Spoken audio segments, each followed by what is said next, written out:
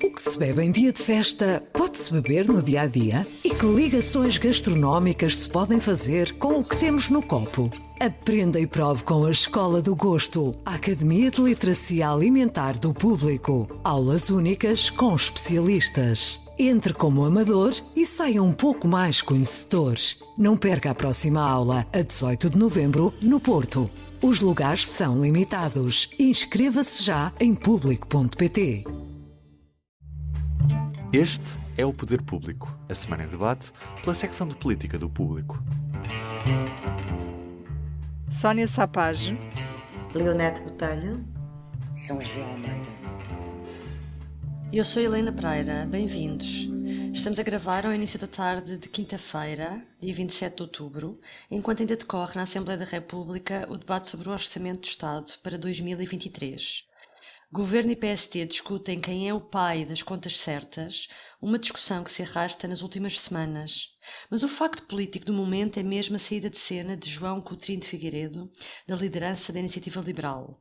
Coutrinho foi deputado único deste partido na anterior legislatura e conseguiu nas últimas eleições eleger 8 deputados. Agora diz não querer voltar a candidatar-se para que a Iniciativa Liberal possa crescer mais. A Iniciativa Liberal tem muito pouco espaço mediático. E acho que um dos motivos é porque eu próprio não estou disponível para fazer determinado tipo de política mais popular que possa cativar a atenção mediática. Esse é um dos fatores. Também a necessidade que nós temos de fazer crescer o partido, que obrigatoriamente será mais fora dos grandes centros urbanos do que nos grandes centros urbanos. Tenho eu mais dificuldade. É a minha própria autoanálise, poderei estar errado, mas é o que eu tenho, não vou negar a mim próprio. Sónia, estas foram as explicações que o ainda presidente do partido tem dado. Como é que viste esta decisão? Coutrinho é, segundo as sondagens, o líder mais popular e, ao mesmo tempo, diz que não é a pessoa ideal para tornar o partido mais popular. O que é que se passa dentro da Iniciativa Liberal? Isto reflete alguma luta interna de poder entre, também, como já escrevemos, uma tendência pop e uma tendência conservadora? provavelmente isto reflete uma luta interna pelo poder, obviamente, porque nós temos um líder que tem 3 anos de mandato. Eu penso que não, ele foi eleito já depois das legislativas de 2019 e portanto, está a cumprir 3 anos de liderança. Não é excessivo, nem mesmo para um partido liberal. Ele ainda disse um dia destes que os partidos liberais não podem ter os líderes muito tempo no poder, não faz sentido, mas são 3 anos. Ele estava supostamente em ascendência, portanto tinha passado, o partido tinha passado de 1% dos votos, quase 60 mil em 2019 para quase 300 mil, 270 e muitos mil em 2022. Portanto, estava ascendente. Grande parte disto era devido ao trabalho que ele fez no Parlamento sozinho, enquanto deputado único. Portanto, eu não creio, visto de fora, não me parece que haja uma razão política para ele abandonar o cargo, a menos que queira de facto sair quando está no ponto alto da sua carreira, mas ele não sai de deputado, portanto lá continuará a responder pelo partido. Portanto, para mim foi uma saída bastante repentina, não a percebi e não a percebo imediatamente, a não ser de facto que tenha de haver no partido uma mudança de estratégia e queiram fazer da Iniciativa Liberal uma coisa diferente, um partido mais combativo, como ele também diz, mais assertivo, mais popular, e que ele não esteja disposto a fazer certas coisas que lhe exigem. É esse o argumento que passa para fora, é isso que parece existir. Nós sabemos também que internamente há pessoas que pensam de forma diferente e que pensam de forma diferente dele. Não sei se ele achou que eram a maioria, é isso que vamos ver também nestas eleições, se de facto a maioria dos liberais quer mudar o rumo e a estratégia, vamos ver. Mas fez-me lembrar um bocadinho, confesso, apesar de reconhecer que tem bastantes diferenças, mas esta forma repentina como tudo foi feito fez-me lembrar um bocadinho a saída do André Silva, do PAN. Ele, na altura em que ele sai, é impossível antecipar que vai haver eleições antecipadas dentro de alguns meses, foram uns meses depois, Mas a verdade é que o partido não conseguiu recuperar dessa perda. Foi a eleições internas, teve uma convenção, uma nova líder foi eleita. Se o que se pretendia era criar mais galvanização e reforçar o partido, isso não aconteceu. O partido foi a eleições e foi um desastre. É certo, perdeu deputados. É certo que nós agora, supostamente, ainda temos um longo período até às eleições. Que não se prevê para o próximo ano nem para o seguinte, portanto há tempo para recuperar, mas eu creio que esta mudança, além de repentina, pode ser muito perigosa para o partido. Não creio que o partido já estivesse consolidada ao ponto de entrar nestas guerras que, na verdade, podiam acontecer para o ano, porque havia eleições para o ano, não era preciso antecipar em um ano esta eleição. Temo que o partido tenha algumas dificuldades daqui para a frente, é o que vamos ver a seguir. Coutinho de Figueiredo, a determinada altura, diz que este partido toma decisões arriscadas e gosta de correr riscos. Vamos ver. Leonete, reagindo a esta decisão, António Costa fez questão de sublinhar que esta decisão tem indiretamente a ver com o estilo de liderança que André Ventura terá imprimido à direita em Portugal. Ainda esta semana, no debate do orçamento, António Costa insinuou que a Iniciativa Liberal vai mudar para imitar o Chega.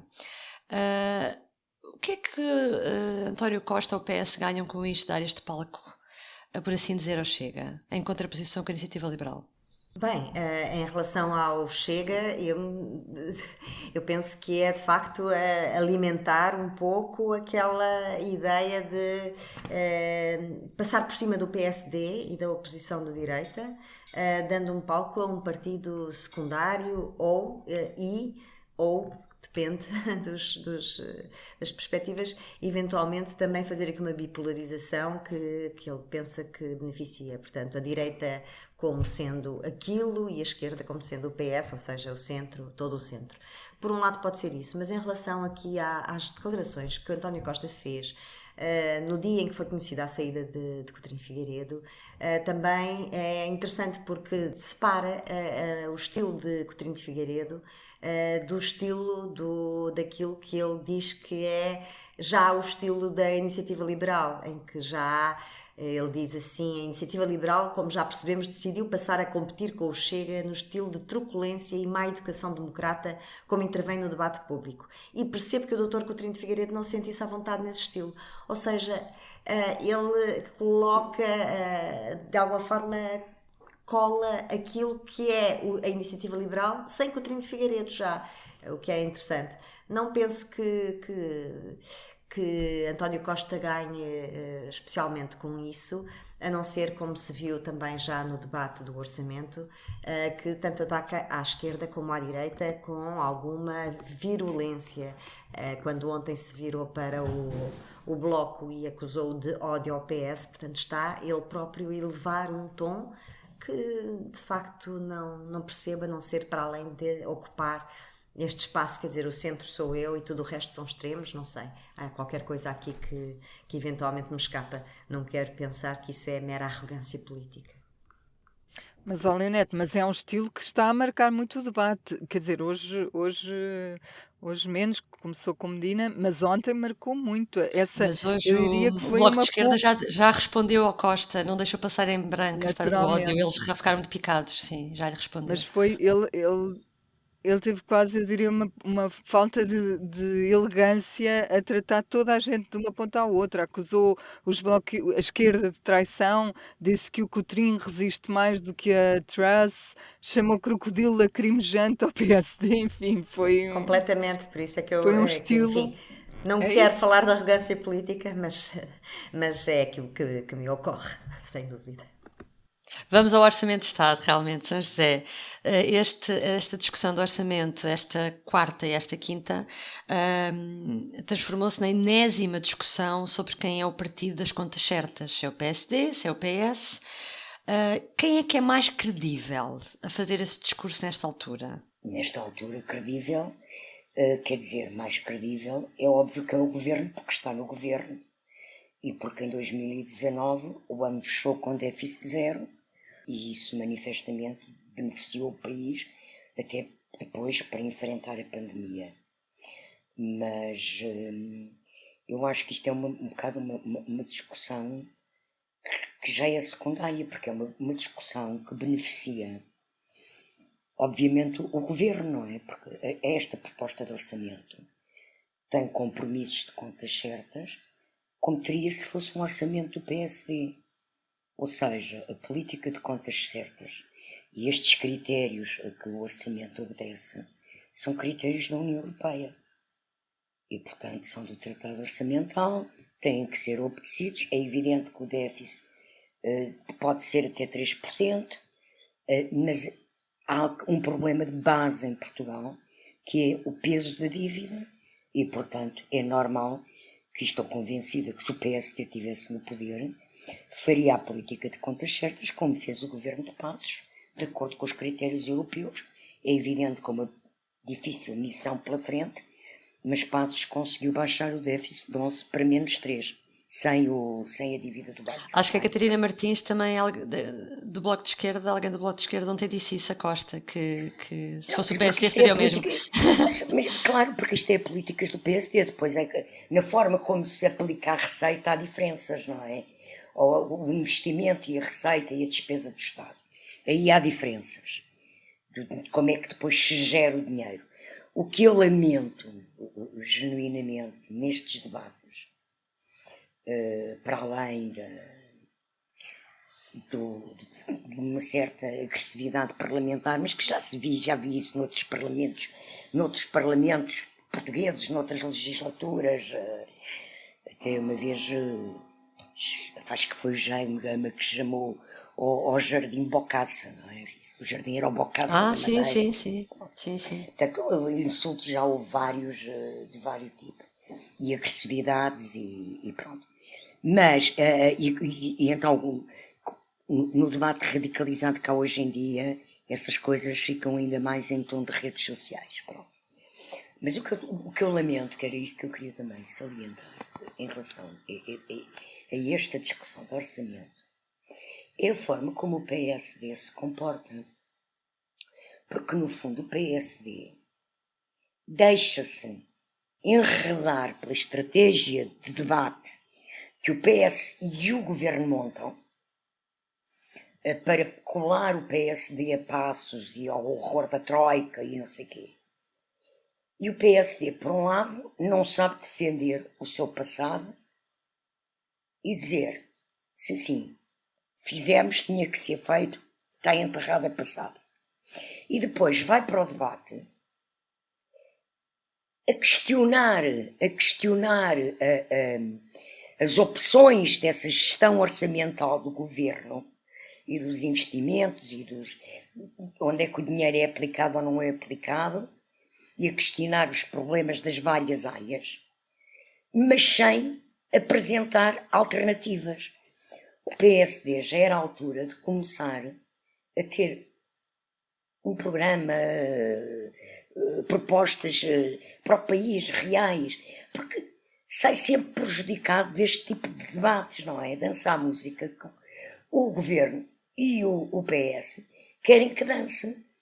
Ainda por cima, quando tem um líder parlamentar que não é um tribuno, pode perceber imenso de política, e de política sobretudo financeira e económica, com certeza que percebe. Poderia até ser um excelente ministro, mas não é um tribuno, não é um líder, não tem aquele, nem o killer instinct, nem, que também muitos não têm, mas não tem o mínimo sal político e de oratória quando fala. E, portanto, com um tubarão da política e do parlamentarismo, não é?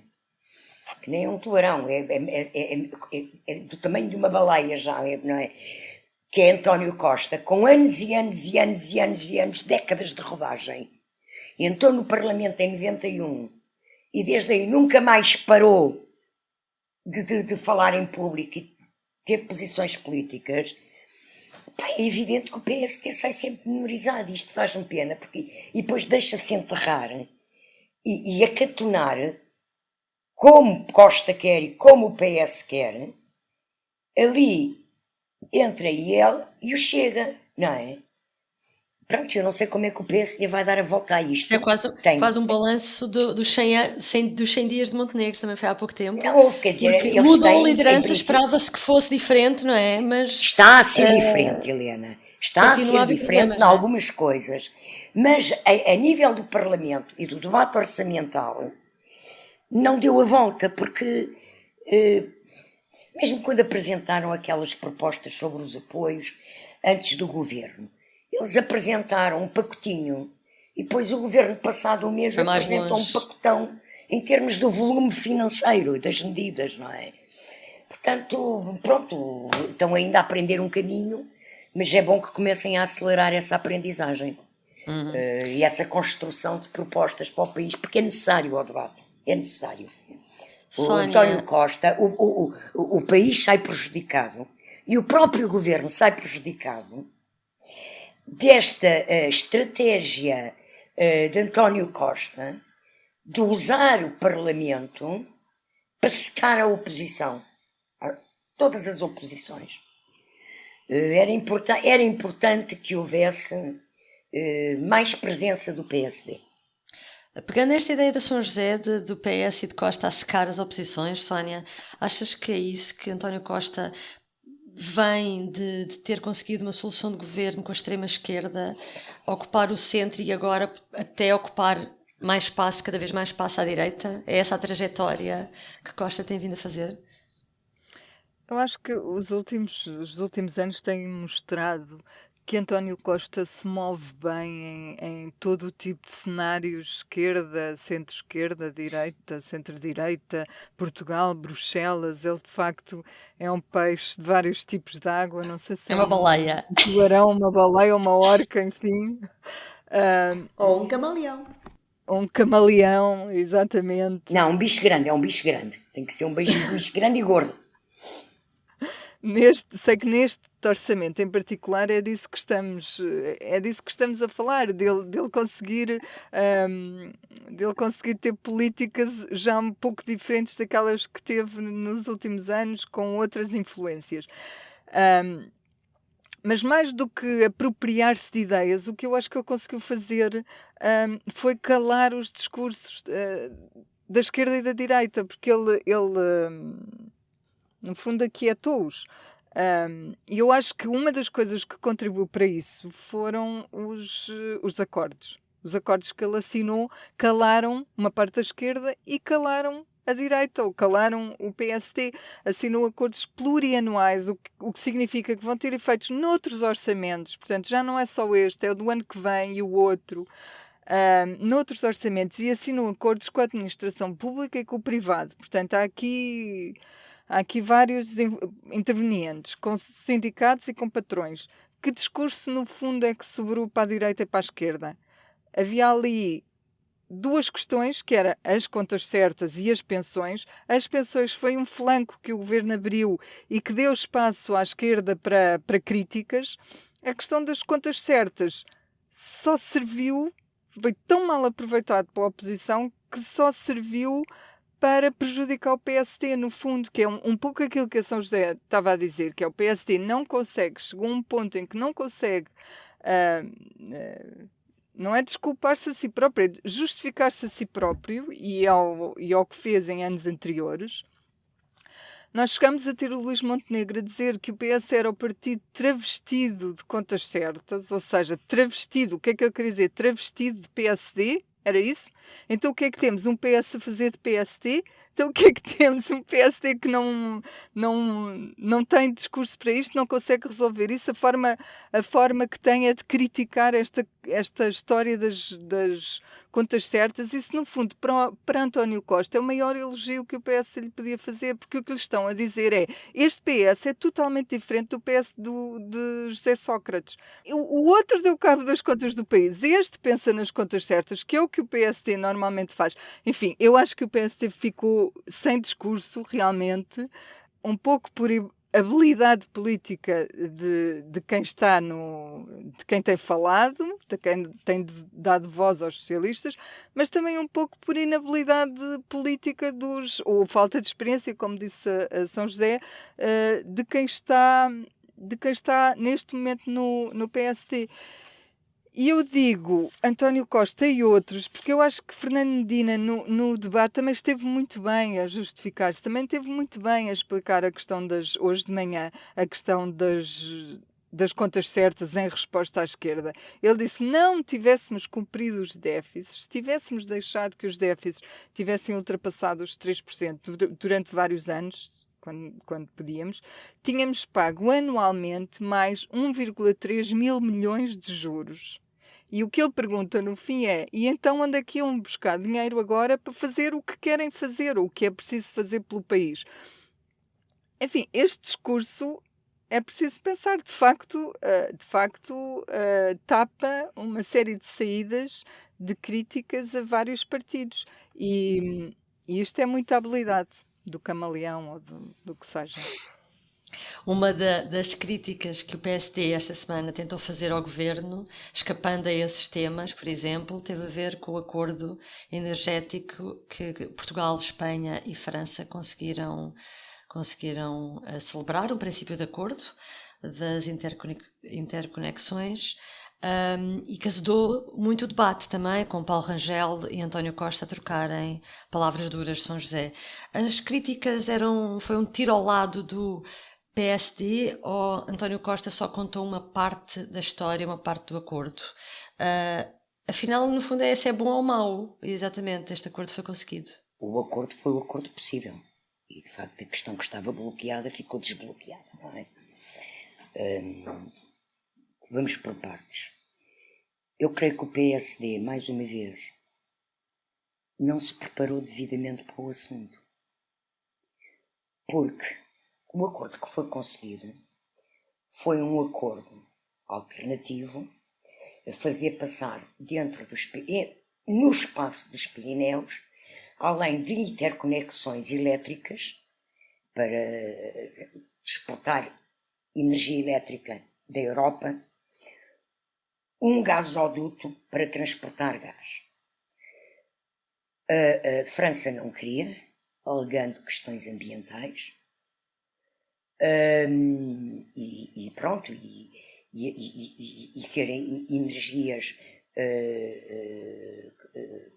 que também não apontam para a defesa do ambiente, não só destruir os Pirineus, mas também o tipo de matéria que ia ser transportada. E numa negociação em que houve uma grande pressão da Comissão Europeia e da Alemanha, não é? Porque com a guerra é preciso que a Europa seja suficiente, consiga ter suficiência energética. França cede e surge o tal projeto alternativo do gasoduto ser também para hidrogênio no futuro, e ser um percurso submarino entre Marselha e Barcelona, em vez de ser dentro dos Pirineus. O acordo é conseguido, mas ficou então logo marcada, isto é um acordo de princípio, ficou marcado sem data, mas ficou previsto uma cimeira em que se vai discutir no concreto como é que é feito esse gasoduto submarino, quem é que paga, os calendários. Portanto, temos um chapéu de chuva que é um gasoduto submarino. Lá por baixo, ou seja, há o arranha-céus. Falta construir tudo a partir daí, não é? E desde o primeiro momento se soube que isto era numa cimeira, no futuro, que iria ser concretizado e acordado. Ora, o PSD sai a terreno a exigir as explicações que ainda não existem. Costa não contou a história toda, porque a história toda ainda não existe, não está escrita. Apenas há este título: gasoduto submarino entre Barcelona e Marselha, preparado para energias renováveis como o hidrogênio. Bom, Rangel aparece no tal estilo que há agora na política portuguesa, que eu acho que é influenciado por este radicalismo, com bastante truculência, a criticar no sábado e no domingo, e Rangel nós sabemos que é um bom tribuno, não é? Que tem também muita prática, portanto sabe fazer bem estes números, mas fez um número muito aparatoso, só que esqueceu-se, não é? Por um lado, que ninguém pode dizer quanto é que custa, o que é que fica para Portugal, o que é que cabe a Portugal, porque ainda ninguém sabe o que é que vai caber e a quem. Pronto. Por outro lado, veio dizer, e depois foi repetido por Montenegro, que o governo tinha deixado cair as interconexões elétricas. Nos Pirineus estavam acordadas, até acho que do tempo do PSD ainda, penso que era Jorge Moreira da Silva ministro. Que é uma coisa que os franceses também têm estado a bloquear, dizem que fazem e nunca mais fizeram. Pronto. Eu sei que a pandemia pode ter atrasado todos estes investimentos na Europa. O que é que acontece? Anteontem, vinha no Público de Papel de ontem, mas acho que foi anteontem, a vice-presidente do governo espanhol, que é também responsável pelo ambiente, veio fazer fez declarações públicas, a desmentir o PSD, a dizer que as interconexões elétricas vão avançar, não caíram, permanecem em cima da mesa. Portanto, cá está, o PSD neste momento, nesta questão, ficou um bocadinho esvaziado, não é?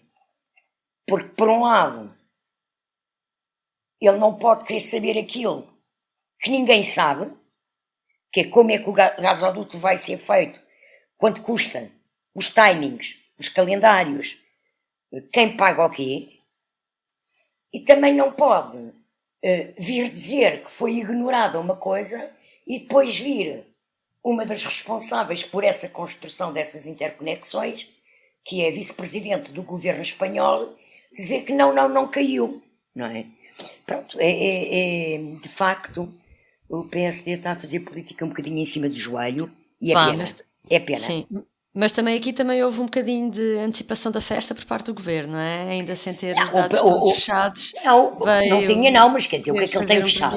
Qual foi a festa? Ele fez o brilharete, o acordo existe, foi assinado. Helena, quem está no governo, cada vez que há assinado um acordo internacional que de uma forma ou de outra envolve o país, faz um brilharete. É a vida. O governo beneficia de quê? De ser governo, não é? Sim, mas no fim de semana eu ouvi o Ministro do Ambiente na SIC Notícias, o Ministro do Ambiente, Eduardo Cordeiro. Ele teve a oportunidade de explicar e não explicou, portanto, quer dizer... Sim, está bem, não explicou, mas eu não estou... ali da parte do governo... Eu não estou a dizer o contrário, aquilo podia ter sido... O Costa explicou, desculpa, eu ouvi o António Costa explicar isso, falar disso. Já não sei se foi mesmo na segunda, mas António Costa falou nisso. Já nas respostas a Rangel, uma altura em que também foi muito arrogante e agressivo para Rangel, mas essas picardias era o que eu ia dizer, mais uma vez, eu só me faço lembrar o estilo Twitter. É uma coisa, é um estilo redes sociais. Eu sei que as relações entre Rangel e Costa, quer dizer, há vários anos que eles se picam, não é? Pronto. Não devem de facto gostar muito um do outro ou ter muita calma para ouvir-se um ao outro, não sei, há ali qualquer coisa que não me parece que sejam muito simpáticos um com o outro. Mas há uma realidade que é assim, quem está no governo tem sempre o benefício de estar no governo. Portanto, quem faz oposição tem que estar muito bem preparado, não é? Ser governo também é um risco, claro, mas tem esse benefício, são eles que têm o poder. E, portanto... Olha, e numa semana assim tão tensa realmente, só para terminar, houve uma sondagem, julgo da Pitagórica, Leonete, que dá um ligeiro crescimento do PSD ao ponto de prever um impacto técnico. É apenas a primeira sondagem nesse sentido, eu só trago aqui essa nota, porque numa altura em que o PST realmente bate-se com este problema de será que tem discurso, não tem discurso, há uma sondagem que dá algum crescimento e parece um bocadinho contraditório com aquilo que a gente está a observar no dia-a-dia. O que é que te parece? Foi assim uma coisa episódica ou será que temos de estar atentos? Não, eu tenho aqui à minha frente a evolução das sondagens, a espécie de sondagem das sondagens, que a Marktest tem isto muito bem feito no seu site. E o que nós vemos é que desde que Luís Montenegro foi eleito, que há uma tendência de subida do PSD. E há uma tendência equivalente de descida do PS, que aliás casa bem com uma outra sondagem do ICS, ISCTE, de setembro, em que, questionados os inquiridos sobre o trabalho do governo, há uma inversão, ou seja, há os maus e muito maus, as avaliações más e muito más, superam pela primeira vez nesta série as avaliações boas e muito boas, ou seja, há aqui claramente um desgaste do governo. Há que não é do governo só, é também muito relativa à situação económica e social, que nós não podemos ignorar nisto tudo. E quando eu há bocado estava a falar dos riscos de ser governo, é porque um governo de maioria absoluta tem, de facto, neste caso, perante uma recessão anunciada e perante um desgaste tão grande, porque já vai com 7 anos de governação, tem um risco de cair por dentro. Portanto, nós podemos estar aqui a falar do desempenho das oposições, mas se voltarmos ao início da nossa conversa e à agressividade que António Costa tem revelado nos últimos tempos com a oposição, há também aqui claramente uma tentativa do PS de tentar conter aqui algum do seu próprio desgaste interno, do seu próprio desgaste da governação, que eu acho que é cada vez mais evidente. E nós temos que ter em conta que, primeiro, estamos a muito longe das eleições, em épocas normais, e, portanto, o eleitorado também se sente muito mais livre para ir dizendo estas coisas. Segundo, concordo com o São José de que há algum adormecimento, sobretudo o maior partido da oposição. Ainda hoje um deputado do PS focava, e bem, que nestes dias de orçamento Luís Montenegro não tem dito nada sobre orçamento. E mesmo Joaquim Sarmento tem dito apenas aquilo que está no debate, ou seja, não tem feito outra intervenção pública. Nós, de facto, não temos o PSD, nem nenhum outro partido, mas especialmente o maior partido da oposição, a fazer aqui uma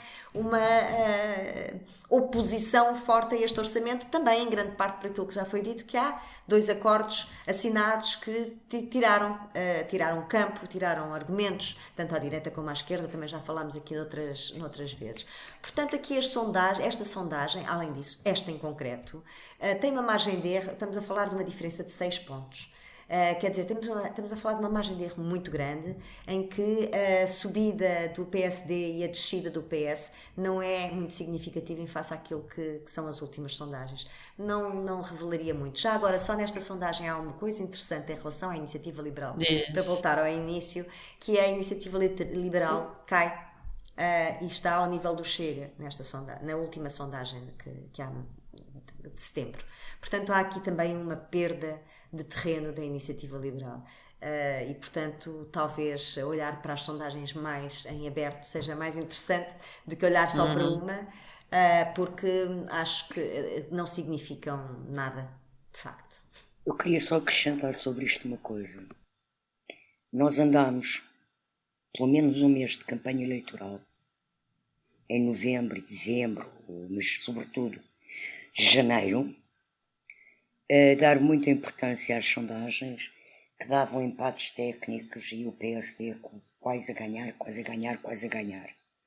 Depois o governo teve uma maioria absoluta. É bom relativizarmos às vezes o que as sondagens dizem, porque não é só nestas eleições legislativas últimas. As sondagens muitas vezes são o retrato do país nos momentos de debate político, mesmo eleitoral, mas depois, em frente, na cabine de voto, com a canetinha na mão e quando põe a cruz no boletim, o eleitor aí é que decide. E nós temos visto isto, olha, basta ver agora as eleições no Brasil, o que as sondagens diziam e o que aconteceu. Portanto, vamos ver agora no domingo o que as sondagens dizem e o que vai acontecer. O que é que vai acontecer no Brasil? Pronto, é bom, eu acho que... Não, eu penso mesmo que hoje em dia a importância que damos às sondagens deve ser bastante relativizada. A valorização que se faz das sondagens.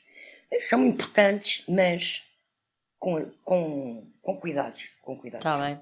Mas eu valorizo muito os votos públicos e notórios. Vamos lá a isso. Quero saber, Sónia, o que é que trazes hoje?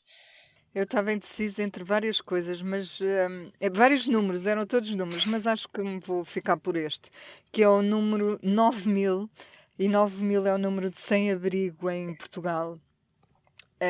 No final do ano passado, portanto 2021, ainda não há números mais atualizados, foi um aumento grande de 791 em relação a 2020. O Presidente da República convocou um Conselho de Estado para amanhã sobre a situação socioeconómica do país. Eu penso que ele, nos últimos dias, também tem feito algumas declarações sobre o assunto. Está preocupado com isto, sem abrigo, pobreza, desigualdades, etc. E acho que vale a pena nós registarmos aqui, não na perspectiva de ser engraçado, mas de ser sério e de ser um assunto a seguir. Leonete, o que é que trouxeste? Bem, só para desanuviar do público e notório da Sónia. Não, eu trago aqui mais um apontamento sobre o debate desta manhã com o Ministro da Economia, António Costa e Silva, que fez uma intervenção em que demonstrou grandes preocupações ambientais, falou da redução de várias espécies, nomeadamente marinhas, como raias e moluscos, elogiou muito o capitalismo e a importância das empresas, portanto fez uma intervenção bastante abrangente politicamente. Foi muito aplaudido pelo PSD.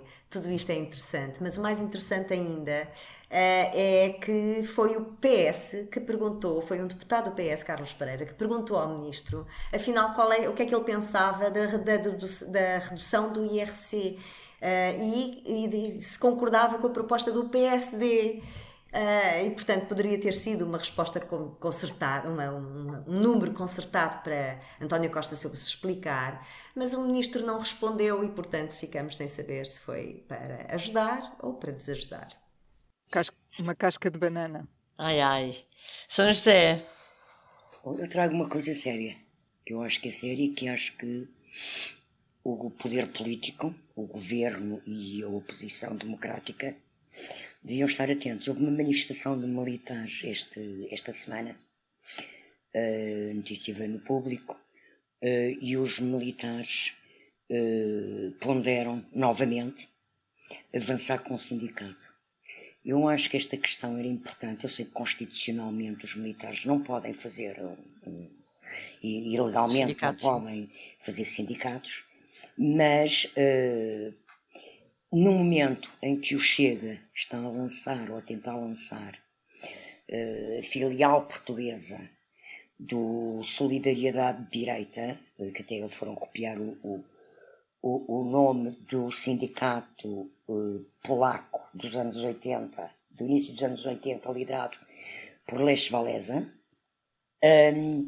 eu acho que é importante porque o Chega quer precisamente agregar à sua volta nesse sindicato representantes de forças de segurança, ir buscar aquilo que era o público e os aderentes, ou os que aderiam às manifestações e às ações do Movimento Zero, que também existem nas Forças Armadas.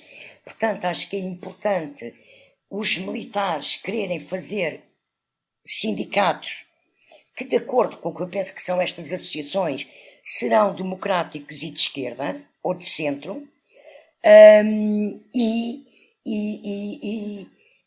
o poder político tem que estar atento, porque senão a contestação das Forças Armadas acaba por ser engolida pela extrema-direita. E penso que isto é uma questão sensível na sociedade portuguesa e que devia dar-se muita atenção a esta questão. Terminamos então com este alerta. Bom, muito obrigada por nos ter acompanhado. Voltamos para a semana. Até para a semana. Até para a semana. O público fica no ouvido. Eu Gotta get rid of this old Backstreet Boys t-shirt. Tell me why. Because it stinks, boys. Tell me why. I've washed it so many times, but the odor won't come out. Tell me why. No, you tell me why I can't get rid of this odor. Have you tried Downy Rinse and Refresh? It doesn't just cover up odors, it helps remove them. Wow, it worked, guys. Yeah. Downy Rinse and Refresh removes more odor in one wash than the leading value detergent in 3 washes. Find it wherever you buy laundry products.